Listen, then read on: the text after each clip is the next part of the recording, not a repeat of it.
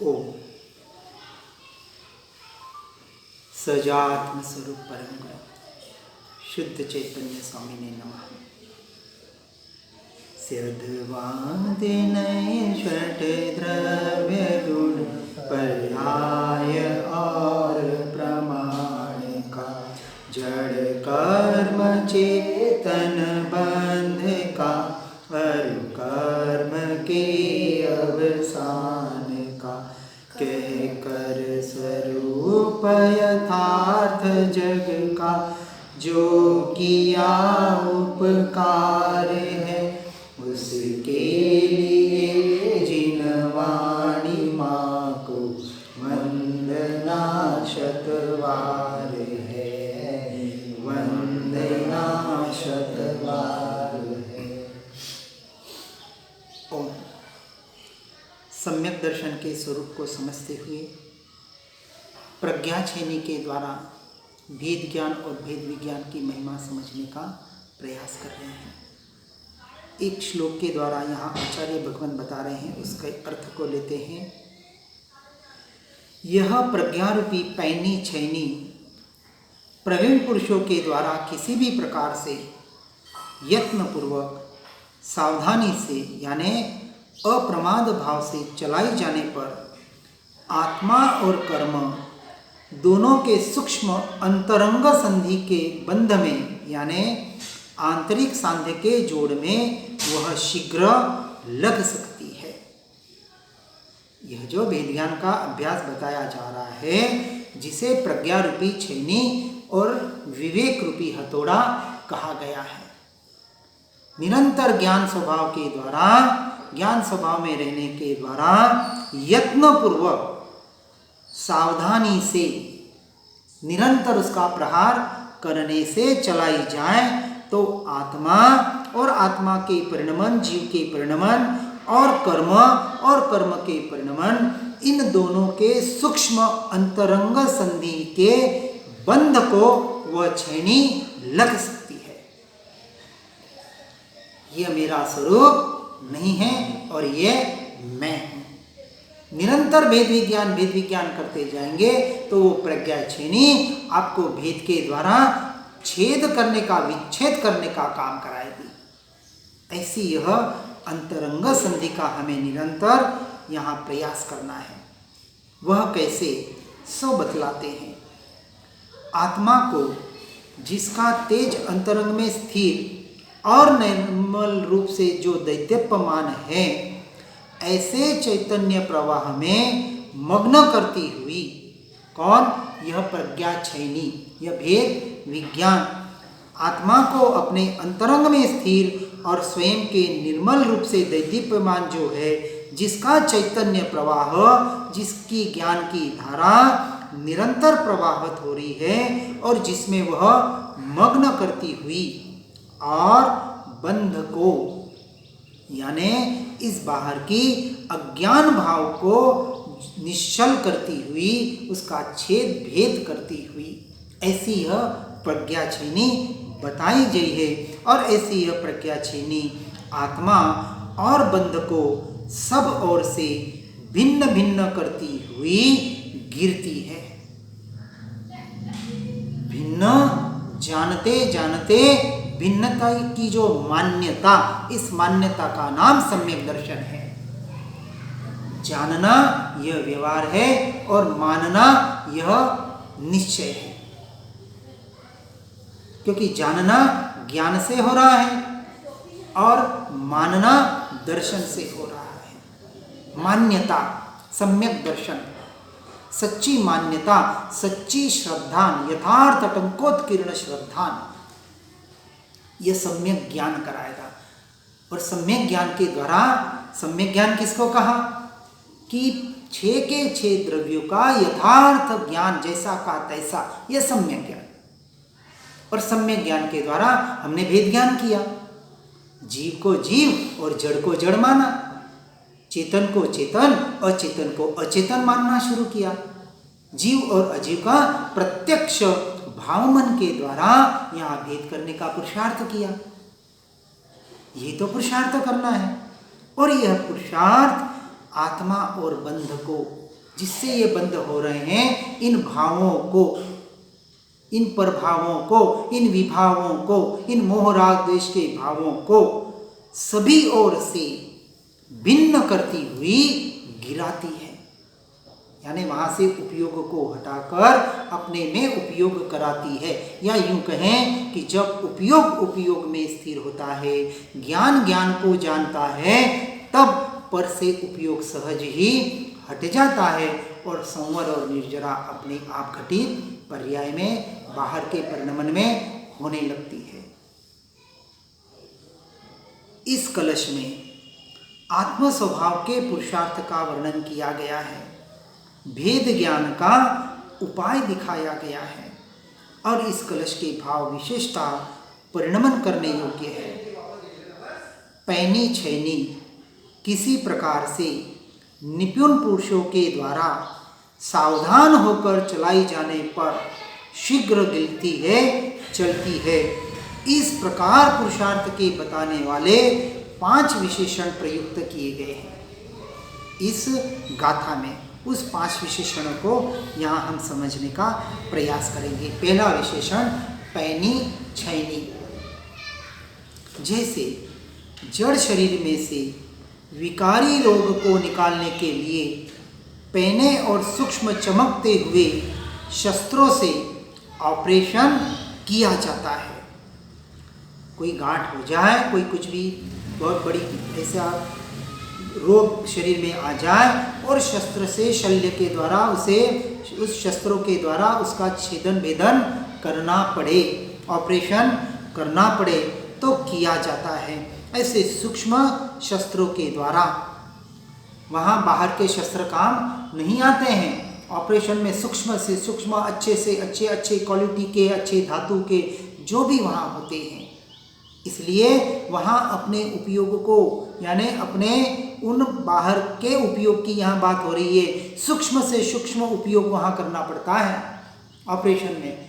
जितना बड़े से बड़ा ऑपरेशन, जैसे हार्ट सर्जरी हो, ब्रेन सर्जरी हो, एक नस को अलग करना हो, तो वहाँ अपने उपयोग को, व्यवहार की बात हो रही है कि वहाँ सूक्ष्म से सूक्ष्म करना पड़ता है। सब ओर से अपने मन को, अपने दृष्टि को हटाना ही पड़ता है।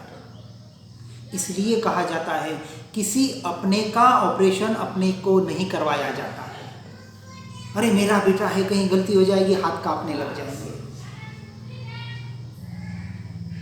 इसलिए ये बात यहाँ बताई कि जो ऑपरेशन किया जाता है, इसी प्रकार यहाँ चैतन्य आत्मा और रागादि विकार के बीच ऑपरेशन करके उन दोनों को पृथक करना है। उसके लिए तीक्ष्ण और तेज ऐसी यह प्रज्ञा रूपी, यह ज्ञान रूपी छैनी है, अर्थात सम्यक ज्ञान रूपी पर्याय अंतरंग में ढालकर स्वभाव में मग्न होती है और राग अपने आप पृथक हो जाता है, करना नहीं पड़ता। यही भेद विज्ञान है, ये पैनी छैनी है। अब हम क्या कर रहे हैं? ऑपरेशन थिएटर में दाखिल हैं और अपना ऑपरेशन कर रहे हैं। जब इस देह की दीक्षा हुई थी, चौथे दिन मैंने ये ऑपरेशन करवाया था और यही बात बताई थी। चौथे दिन, वो तो संयोग से पाठ पर बैठने का, वैसे दीक्षा होते ही चौथे दिन पाठ पर नहीं बिठा सकते, बिठाते भी नहीं है, लेकिन हमारे गुरुदेव ने योग्यता देखकर बिठाया और कुछ बताने की बात बताई। वही बात हमने ली थी। एक गाथा ली थी, नौपजी ओड़ी की पहली गाथा। अरहंत पद ध्यातो तक गौव गुण पज्झारे, भेद छेद करी आत्मा अरहंत रूपी धारे। और वहाँ हमने यही ऑपरेशन थिएटर क्रिएट कर दिया था कि अब आप सबका हम ऑपरेशन कर रहे हैं। ये ज्ञानी पुरुष डॉक्टर बनके हमारा ऑपरेशन करवा रहे हैं। ये डॉक्टर है हमारे, सद्गुरु वैद्य सुजान। गुरु आज्ञा सम पथ्य नहीं। अब पथ्य भी पालना पड़ेगा, सिर्फ औषध लेके काम नहीं चलेगा। औषध बता दिया, औषध विचार ध्यान, सीधे विचार करने लगे, ध्यान करने लगे और बाहर संसार में वैसे ही रमणता कर रहे हैं। तो वो पथ्य बताया, पर द्रव्यों से, पर भावों से छूटने का पुरुषार्थ, ये पथ्य, और औषध विचार ध्यान, ये औषधि। तो दोनों का साथ में पालन करना है, तब जाके ये भेद विज्ञान कर पाते हैं। क्रिया बहुत सहज और सरल है, लेकिन इसका पुरुषार्थ उतना ही कठिन है, क्योंकि पर से भी छूटना है इस बात में। जब तक संसार के प्रति की औदासीन्य वृत्ति नहीं है, वैराग्य भाव भीतर से प्रकट नहीं हो रहा है, कैसे अपने आप में आ पाएंगे। यहाँ सुनते समझते अच्छा लगता है, लेकिन संसार में जाते हैं तो क्या करें, करना पड़ता है। ये करना पड़ता है शब्द अपने डिक्शनरी से जड़मूल से निकल जाना चाहिए। करते हैं वो चीज अलग हो गई, करना पड़ता है ये भाव भूल से भी अब मत लाना अपने भीतर। इसलिए कहा ये कोरोना ने इस भाव को निकालने का प्रयास किया है, पर कितने कर रहे हैं वो बात आगे की। कहीं नहीं जाएंगे समाज में, अपने परिवार में, तो किसी का कार्य रुकने वाला नहीं है। इसलिए कहा इस मार्ग में जीते जी मरना पड़ता है, पहले ऐसा मार्ग है ये। जीते जी मरना पड़ेगा, किसके लिए? संसार वालों के लिए, परिवार वालों के लिए। हाथ जोड़ देना, समझ लेना ये देह मर गया। हमने तो कह दिया पूरे परिवार में, सबको पता है। किसी भी कार्यक्रम को, मौत मरकत को, शादी विवाह को अटेंड नहीं करते हैं, अभी पर्याय बदलने के बाद भी स्पष्ट कह दिया है। सिर्फ 2 छूट रखी थी, एक छूट तो पूरी हो गई, माता पिता की, और एक इस देह से जो पैदा हुए हैं, जो जोग संबंध से, एक पत्नी और 2 बच्चे, इस देह के। मेरा तो कुछ है ही नहीं है, ये तो पूरा टंकोत्कीर्ण निर्णय है। इसलिए किसी से आशा, अपेक्षा, इच्छाएं कुछ नहीं रहा है ही नहीं। भीतर अपने झांक कर देखते हैं हम, किसी की जरूरत महसूस नहीं होती है। अब इस देह की भी जरूरत महसूस नहीं हो रही है। एक क्षण भी देह छूट जाए, उस दशा तक हमें पहुंचना है। उसे कहा देह छता जीनी दशावर्ती देहा। जो मिला सहजता से मिला, सहर्ष स्वीकार, नहीं मिला सहर्ष स्वीकार। इसका नाम सहजता है, और यह सहज आत्मा की दशा है। बाहर से सहज हो गया तो मत समझ लेना कि समता भाव में आ गया, क्योंकि समता भाव आत्मा का भी नहीं, किसका? मेरा स्वभाव है। अब आत्मा शब्द भी निकल जाए, जहां आत्मा शब्द आए वहां मैं को स्थापित करना है। इसका नाम प्रज्ञा छेनी है। इस प्रज्ञा पैनी छेनी को हमें यथार्थ रूप से समझकर अभ्यास करना है। सुनना पढ़ना मात्र नहीं है, अभ्यास करना है। पुरुषार्थ इसी का नाम है, यह भेद विज्ञान। फिर दूसरी बात बताई, किसी भी प्रकार से, एन केन प्रकारेण, जो बोलते हैं ना साम दाम दंड भेद, वो तो व्यवहार के कथन है। यहां भी वही बात बताई है। पहले 23वें कलश में कहा था कि तू किसी भी प्रकार मरकर भी तत्व का कौतूहली बन। तत्व का यानी अपनी आत्मा का, अपने स्वभाव का। उसी प्रकार यहां भी कहते हैं कि किसी भी प्रकार समस्त विश्व की परवाह न करके भी, अब सारे संसार को जब तक तू नहीं भूलेगा, किसी की भी अब परवाह नहीं, न देश की, न राष्ट्र की, न गांव की, न समाज की, न परिवार की, न देह की। पूरी स्पष्ट बात बता रहे हैं। समस्त विश्व की परवाह न करके भी सम्यक ज्ञान रूपी प्रज्ञा छेनी को आत्मा और बंध के बीच डाल, भेद करने का प्रयास कर। ये मैं नहीं, ये मेरा नहीं, ये मैं नहीं, ये मेरा नहीं, और ये मैं और ये मेरा। मैं एक द्रव्य, अनंत गुण, अनंत पर्याय, जो मेरे परिणमन, ये मेरा परिवार बस। और तीनों की एक रूपता, वो मैं। किसी भी प्रकार के कहने से यह बात भी उड़ा दी गई कि कर्म इत्यादि बीच में बाधक हो सकते हैं। कर्म बिचारे क्या करें, तारे बंधने बंधन से, तुझने स्वयं से स्वयं को बांध रखा है भ्रांति से। अज्ञानता से। वास्तविक तो बंधा हुआ है ही नहीं, त्रिकाल स्वतंत्र द्रव्य है। तेरा त्रिकाल परिणमन तेरे से, तेरे में, तेरे द्वारा हो रहा है, अपने परिणमन से हो रहा है, उसको भी कोई करने की जरूरत नहीं है। हर द्रव्य अपने से, अपने में, अपने स्वतंत्रता से परिणमित हो रहा है, कुछ नहीं कर रहा है, वो अपने आप हो रहा है। ये प्रकृति की व्यवस्था है, ये पदार्थ की, वस्तु की अपनी व्यवस्था है। इसी को तो वस्तु स्वभावो धम्मो कहा।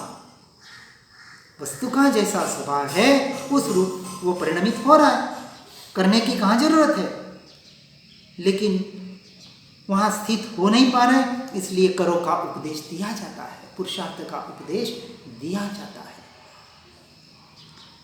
इसलिए कहा किसी प्रकार, अर्थात तू अपने में पुरुषार्थ करके प्रज्ञारूपी छैनी के द्वारा भेद ज्ञान कर।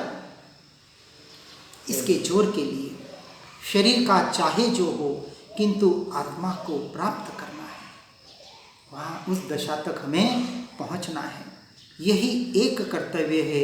इस प्रकार तीव्र आकांक्षा और रुचि करके सम्यक ज्ञान को प्रकट कर, और सम्यक ज्ञान के द्वारा सम्यक दर्शन को प्रकट कर। करना तो यही है, करने के नाम पर वास्तविक अपने में रहना है। यदि बिजली के प्रकाश में सुई में डोरा डालना हो तो उसमें कितनी एकाग्रता आवश्यक होती है। एकाग्रता हो तो ही डोरा सुई में डाला जा सकता है। उधर बिजली चमकी कि इधर सुई में डोरा डाल दिया, इसमें एक क्षण मात्र का प्रमाद नहीं चल सकता। इसी प्रकार चैतन्य में सम्यक ज्ञान रूपी सत्य को पाने के लिए चैतन्य की एकाग्रता और तीव्र आकांक्षा होना बहुत जरूरी है। जब तक रुचि नहीं आएगी, और किसे रुचि कहा, जिसे सिर्फ और सिर्फ आत्मा की रुचि हो और संसार की संपूर्ण अरुचि हो, एक नास्तिक की अपेक्षा से और एक आस्तिक की अपेक्षा से। मात्र संसार की अरुचि का नाम धर्म नहीं है। हाँ, आत्मा की रुचि, आत्मा की रुचि से संसार की अरुचि होना, इसका नाम धर्म है। नहीं तो वैराग्य आ गया, संसार को छोड़ दिया, वन जंगल में जाके भी बैठ गया, लेकिन आत्मा की जब तक रुचि नहीं है, संसार से तो अरुचि हो गई, वहाँ अंश मात्र भी रुचि ना रही, परंतु आत्मा की जब तक रुचि नहीं आएगी, वो अपने स्वभाव में कैसे आएगा, वो क्रियाओं में ही उलझा रहेगा। इसलिए अब उन क्रियाओं को, अपने शरीर को कष्ट देने में, या मन को एकाग्र करने में, या किसी परमात्मा का, किसी मंत्र का, किसी का स्मरण करने में, उसके में लीन होने में ही अपने को धर्म रूप परिणमित करेगा। क्योंकि लक्ष्य का पता नहीं है, वो मोक्ष कहीं और मान रहा है ऊपर, कि ये सब करूंगा तो मैं ऊपर पंचम गति में जाऊंगा, उस सिद्धशिला पर। तो ये बाहर का ही परिणमन कर रहा है और बाहर ही मोक्ष मान रहा है। अब भीतर दृष्टि वाला ये ज्ञानी पुरुष, महापुरुष, सत्पुरुष हमको बार बार यही कह रहे हैं कि धर्म बाहर नहीं है, धर्म तेरे भीतर में पड़ा हुआ है, तेरे स्वभाव में धर्म है, वस्तु के स्वभाव में धर्म है। इस बात को हमें अच्छी तरह से समझना ही पड़ेगा। इसलिए जिसे चैतन्य की एकाग्रता का, अपने स्वरूप की प्राप्ति की तीव्र आकांक्षा हो, ऐसे रुचिवान जीव ही इस मार्ग में आगे बढ़ सकता है। और आश्चर्य से कहते हैं, अहो यह चैतन्य भगवान को पहचानने का सुयोग प्राप्त हुआ है। यहाँ प्रत्येक क्षण अमूल्य है और आत्म प्रतीति के बिना उद्धार का और दूसरा कोई मार्ग नहीं है। आत्मा की अनुभूति के द्वारा उस आत्मा की निरंतर प्रतीति रहना, यही एकमात्र सम्यक दर्शन का मार्ग है। इसलिए अभी ही किसी भी तरह आत्म प्रतीति कर लेनी चाहिए। अभी ही कहा है, इसी क्षण। कल करे सो आज कर, आज करे सो संसार में तो करते हैं, पूरा का पूरा करते हैं। करोड़ रुपए मिलना हो, प्रॉफिट होना हो, और कोई कहे कि कल करेगा तो 50 लाख मिलेगा, और आज करेगा तो 75 लाख मिलेगा, और अभी करेगा तो करोड़ मिलेगा, तो क्या करेगा? अभी करेगा कि कल करेगा? अरे यहाँ तो कह रहे हैं चैतन्य चमत्कार, अक्षय खजाना अभी के अभी हम तुम्हें दिखाते हैं। और दिखाते क्या है? तू स्वयं में देख सकता है, कोई दिखा नहीं सकता। शब्दों से, वाक्यों से सिर्फ एक बाहर का व्यवहार, दिशा निर्देश कराया जा सकता है, लेकिन तुझे स्वयं से स्वयं को ही देखना पड़ेगा। यहाँ परमात्मा भी काम नहीं आने वाले। पूरा पुरुषार्थ स्वयं से स्वयं में घटित करना है। इस प्रकार स्वभाव की रुचि प्रकट करने पर विकार का बल नष्ट हो जाता है, अपने आप नष्ट हो जाता है। मुझे विकारों को निकालना है, मुझे विचारों को स्थिर करना है, मुझे कषायों को निकालना है। अरे कुछ नहीं करना है भैया, कुछ नहीं करना है। अपने स्वभाव में आ जा, बस सब कुछ अपने आप काम हो जाएगा। ऑटोमेटिक थ्योरी है आगे प्रकृति की। जैसे कंप्यूटर में सारे डाटा फिट किए हो और एक बटन क्लिक करो तो ऑटोमेटिक सारे डाटा आपके, अब वो रेलवे में रिजर्वेशन करते इतने सारे हजारों लाखों, एक क्लिक करके सारे अपने आप एडजस्ट हो जाते हैं। क्या कर रहे हैं वहाँ? बस एक बटन यहाँ क्लिक कर दो अपने भीतर का, सब एडजस्ट हो जाएगा अपने आप। सारे कर्म, ये बाहर राग द्वेष, ये मन स्थिर, ये सब बाहर बाहर बाहर रह जाएगा। एक बटन क्लिक अपने स्वभाव का, यही मैं, क्लिक हो गया। बस इतना ही क्लिक करना है और कुछ नहीं करना है। इसलिए विकार का बल नष्ट हो जाता है और यह विकार अपने चैतन्य की शोभा नहीं किंतु कलंक ही है। अब कलंक पे दृष्टि करनी है, ये जो कलंक से रहित है उस पे दृष्टि करनी है। कलंक पे दृष्टि करोगे तो कलंकित होते रहोगे, और कलंक से रहित ऐसे शुद्ध स्वरूप पर दृष्टि करोगे तो अपने आप शुद्ध हो जाओगे, अपने आप कलंक से रहित हो जाओगे। कुछ नहीं करना है, कोई पानी नहीं डालना है, कोई साबुन नहीं लगाना है, कोई घिसना नहीं है। ये जो कुछ भी करना है ये पर्याय में करना है, और इसी का नाम भेद ज्ञान और भेद विज्ञान, ये पुरुषार्थ। इसलिए मेरा चैतन्य तत्व उससे भिन्न और असंग है, इसका निर्णय करना है। इस प्रकार निरंतर स्वभाव की रुचि और पुरुषार्थ के अभ्यास के द्वारा, क्या बताया? अभ्यास, निरंतर रटन, यही अभ्यास, यही प्रायोग्य लब्धि। निरंतर स्वभाव की रुचि और पुरुषार्थ के अभ्यास के द्वारा प्रज्ञारूपी छैनी को निरंतर चलाना। अब किसके द्वारा? अब ये भावमन के द्वारा, मैं जानने वाला। ये जो क्रिया हो रही है ये मन वचन काया की हो रही है, मेरी नहीं हो रही है। उस क्रिया के काल में उसको मैं जानने वाला मात्र हूँ। ये प्रज्ञा छैनी, ये व्यवहार प्रज्ञा छैनी, और उसको जानते वक्त मैं अपने ज्ञान स्वभाव को जानता हूँ, ये निश्चय प्रज्ञा छैनी। इस प्रकार से हमें आगे बढ़ना है। फिर तीसरा वाक्य लिया, निपुण पुरुषों के द्वारा। यहाँ लौकिक निपुणता की बात नहीं बताई, किंतु स्वभाव का पुरुषार्थ करने में जो निपुण है ऐसे निपुण पुरुषों की बात बता रहे हैं। लौकिक बुद्धि में निपुण होने पर भी उसे स्वयं शंका बनी रहती है कि मेरा क्या होगा। कितने भी बाहर अच्छी से अच्छी बुद्धि लगा ले, अच्छा सामर्थ्यवान हो, लेकिन वहाँ एक बात तो खटकती है, मेरा क्या होगा। कुछ रोग आ जाए, परिवार में कुछ आ जाए, कुछ संकट आ जाए, कुछ भी परिणमन हो जाए तो अब मेरा क्या होगा, यहाँ चिंता रहती है। इसी प्रकार जिसे ऐसी शंका बनी रहती है कि तीव्र कर्म उदय में आएंगे तो मेरा क्या होगा, तो पहले ही निर्णय करना है कि कर्म मेरा अंश मात्र भी बिगाड़ नहीं सकते, चाहे मंद हो चाहे तीव्र हो। जैसे भी परिशो उपसर्ग आवे मेरे स्वरूप को स्पर्श भी नहीं कर सकते। ऐसी तीव्रता के आधार पर, ऐसे अपने स्वरूप के लीनता के आधार पर परिशह और उपसर्ग सहन होते हैं, करने नहीं पड़ते। आई बात समझ में? इसलिए हम तो एक वाक्य कहते हैं, आज दिन तक जिन्होंने भी परिसह उपसर्ग सहन किए हैं, कर रहे हैं और जो करेंगे वो केवल ज्ञान को नहीं पा सकते, नहीं पा सकते। वापस समझना बराबर क्या बोला मैंने या नहीं इसने बोला? क्या बोला? जिस जीव ने परिसह और उपसर्ग सहन किए हैं, कर रहे हैं और जो करेंगे वो केवल ज्ञान को नहीं पाएंगे। और अब दूसरे वाक्य को सुनना, जिनके द्वारा परिसह और उपसर्ग सहन हुए हैं, हो रहे हैं, होंगे, वह केवल ज्ञान को पा सकते हैं। किसके बलबूते पर? अपनी आत्मलीनता के बल पर। यह धर्म हुआ।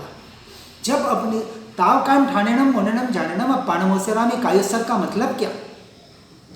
अपनी आत्मा में ऐसे लीन हो गए कि अब काया पर उपयोग भी नहीं है। अब काया पर ही उपयोग नहीं है तो काया पे क्या घटित हो रहा है, वहां कैसे उपयोग जाए? इसका नाम कायोसर्ग है, इसका नाम ध्यान है। ऐसे ध्यान का हमें अभ्यास करना है जो संवर और निर्जरा का, ये ध्यान तो पूर्णतः निर्जरा का कारण बनता है, संवर तो पहले हो जाता है। ध्यान और कायोसर्ग सिर्फ और सिर्फ अनंत गुणा निर्जरा करवाता है, अनंत गुणा। इससे तो भेद ज्ञान भी आपको संवर और निर्जरा का कारण बन रहा है। एक समय का शुद्धोपयोग, विकल्पता, वो कब आती है कब चली जाती है हमें पता नहीं पड़ता है। बस यही मैं, ये जो भाव भाषण टंकोत्कीर्ण निर्णय, बस वहाँ हमें पुरुषार्थ करना है। इसलिए यहाँ बताया कि ये जो शंका बनी रहती है, ऐसे कर्म भी मेरा क्या बिगाड़ सकते हैं? यदि अभी मेरे भवशेष होंगे तो क्या होगा? मुझे प्रतिकूलता आ गई तो क्या होगा? तो वह निपुण नहीं है।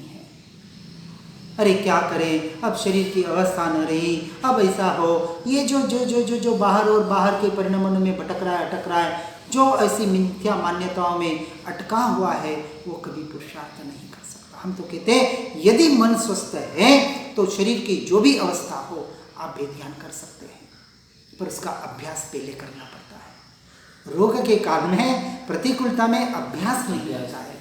प्रतिकूलता तो परीक्षा की घड़ी है कि प्रतिकूलता में आप अपने में कितने रहते हैं, उसके पहले अभ्यास होता है।